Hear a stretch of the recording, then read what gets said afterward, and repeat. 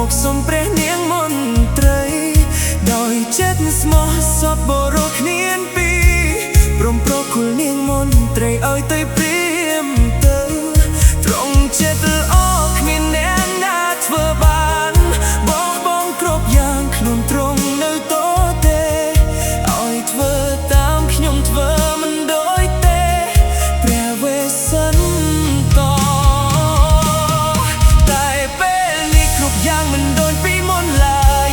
រូបអូនបានប្រែហើយកែភ្នែកអូន